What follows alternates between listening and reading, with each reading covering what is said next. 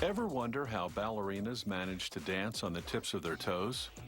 It takes years of training, remarkable skill, and special ballet slippers. These toe shoes are handmade in what's truly a manufacturing pas de deux, a graceful pairing of traditional methods and modern materials.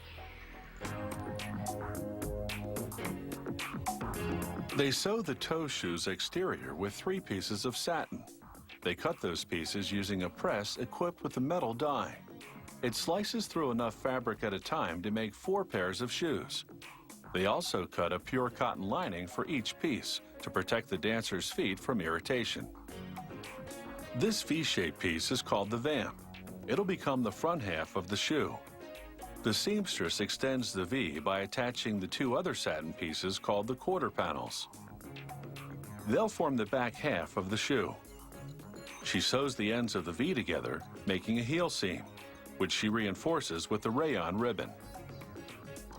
Then she feeds the same type of ribbon through a special machine that folds it in half over a drawstring. She stitches it to the top perimeter of the shoe.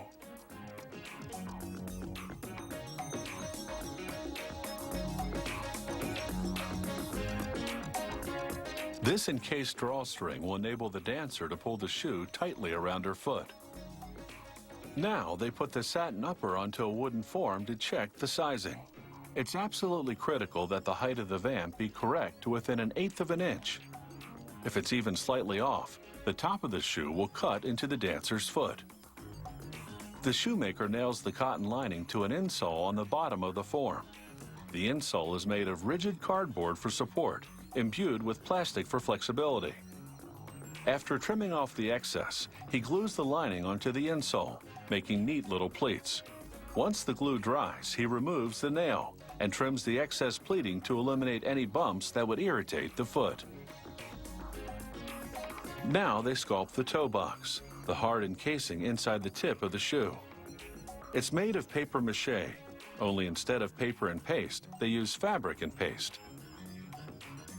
Then they soften up a piece of resin-coated cotton in water and apply it on top.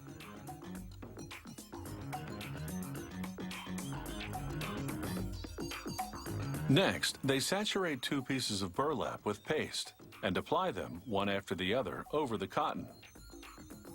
The paste is made of flour, water, starches, and a rubber and plastic-based resin that hardens to a semi-flexible state.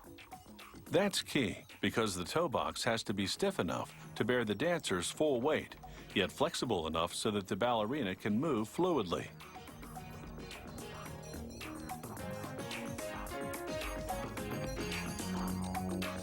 Now the final layer of fabric, a piece of pure cotton. They wrap the toe box in plastic to keep the hammer clean as they square off the front, creating what's known as the platform. Then they press the toe box onto a piece of marble to make it completely flat. They verify that the platform is perfectly square. If not, the ballerina will topple over. After letting the toe box dry for 24 hours, they glue the lining over it with contact cement. They trim off the excess, then glue the satin over the lining, forming delicate pleats.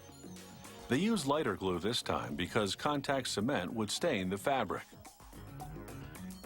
They apply a foam filler to even out the shoe's underside, then coat it with high-strength vinyl glue. They apply the same glue to a sole, then leave both to air dry. 24 hours later, they put them on a heater set to 200 degrees Fahrenheit.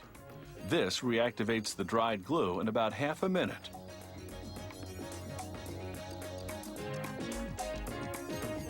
They apply the sole, then put the shoe in a press for 15 seconds to solidify the bond.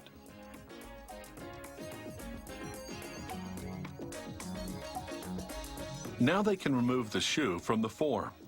The sole is made of suede, a material that has just the right amount of grip.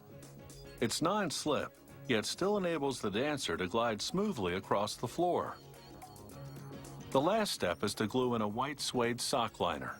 It cushions the ballerina's foot and keeps it from slipping forward when she's dancing on her toes.